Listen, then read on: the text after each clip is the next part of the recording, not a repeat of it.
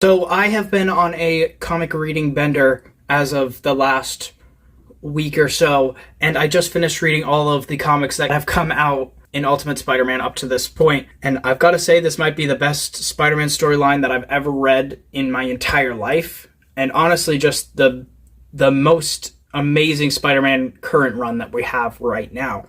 Good morning, afternoon, or evening, wherever you are. I like the new Spider-Man storyline, and I will be giving some spoilers away for Ultimate Spider-Man 2024. So if you are interested in going and reading that for yourself and finding out all that, you probably shouldn't watch the rest of the video. But if you aren't, you can go ahead and you can still go and read those comics afterwards, because despite what I say here, I will not touch on everything that has been touched on there.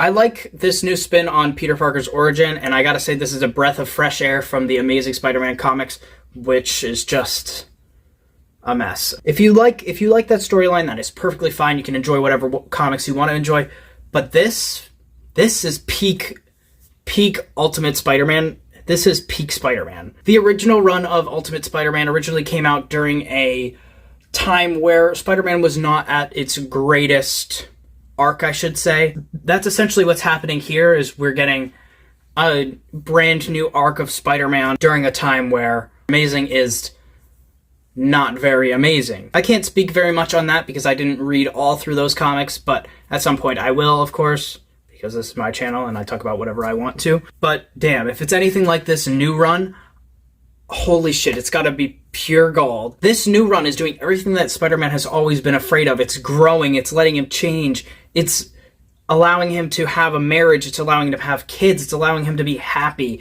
it's allowing him to really delve deep into his character as Peter Parker while still being able to be Spider-Man. I mean, he didn't even get his superpowers until he was about 30 in this universe. I mean, everything that you might have thought you knew about Spider-Man is almost entirely different in this storyline.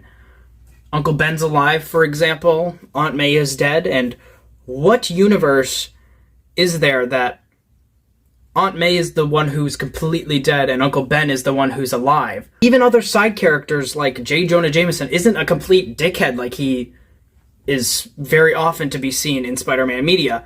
He's a deeply developed character who is Uncle Ben's best friend, and he really just has an amazing story to go along with Uncle Ben around their newspaper.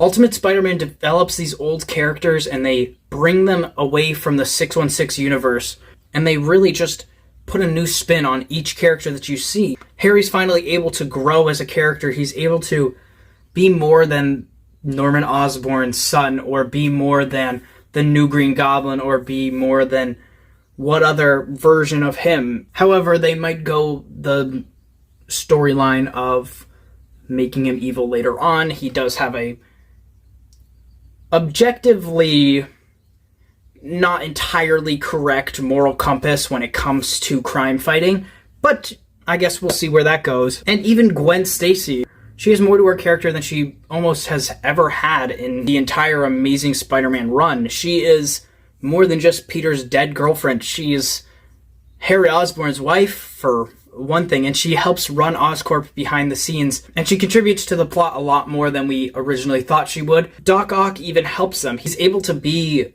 something more than just Spider-Man's arch nemesis. He's able to help renew Tony Stark's tech into something great for both Harry and Peter in their crime fighting. Even makes Peter an entirely new costume out of spandex so that he doesn't have to rely on the suit that he got from Tony, just in order to preserve some sense of safety around his family and life, just to keep him a little bit more secret identity and stuff like that. This new universe, we aren't afraid to let Peter have a family or friends or a real relationship with other characters on the screen, or even just a good life overall. These writers know what they're doing, and they know how to make these characters so lovable, and really they just know how to delve deep into all of the different characters that we're seeing. They know what the fans want, and they're delivering on those promises that they've made at the start of this series. Peter having more to his life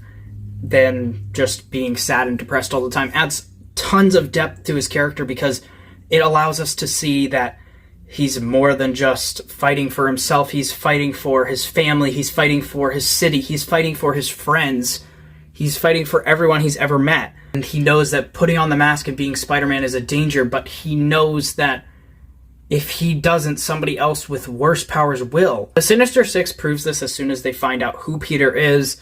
He and Harry are kidnapped, and it leads to a horrible fate for them. It also reveals to us that the super advanced suit that Howard Stark apparently created was actually just the symbiote suit. And it even helped Richard, Peter's 15-year-old son, be a hero in his father's absence. It allowed him to go out and be Spider-Man, essentially. Kraven's awful behavior left Peter with a choice. It was to either kill him or put his entire family in danger. And I like this because Peter doesn't choose one or the other. He finds another path. He finds a new way to get around all of these shitty things that Kraven's trying to deal out to his family and friends, and he doesn't go against the code that he's been preaching since issue 1. The Sinister Six is also conveniently working against each other throughout this entire series, so that makes it easier for Peter to get away. None of them seem to be on the same page with Kingpin about what they actually want from the Sinister Six. Mole Man actively works against Kingpin, Mysterio lets Spider-Man go, and Kraven is just trying to kill as many as possible. And Black Cat even is just trying to go out and date Richard Parker at this point. All jokes aside though, I do love the chemistry between Richard and Felicia, and I think having a much younger Black Cat and having a much younger new co-protagonist with Richard allows us to still have Mary Jane and Spider-Man, as well as still lets us have Black Cat and Spider-Man. I'll just always praise this comic run so far. If the rest of this comic stays the way that it started, and it just continues to be as good as this first 15 issues is, then I will absolutely love every second of it. And if you want to see Spider-Man be happy while still embodying the core of Spider-Man, you should go read some Ultimate Spider-Man. But with that being said, thank you all for watching this video. I have a bunch of different socials on the screen where I post leaks and other different content. So you can go check those out for more videos like this. Thank you all for watching. Have a great day. Okay, bye now.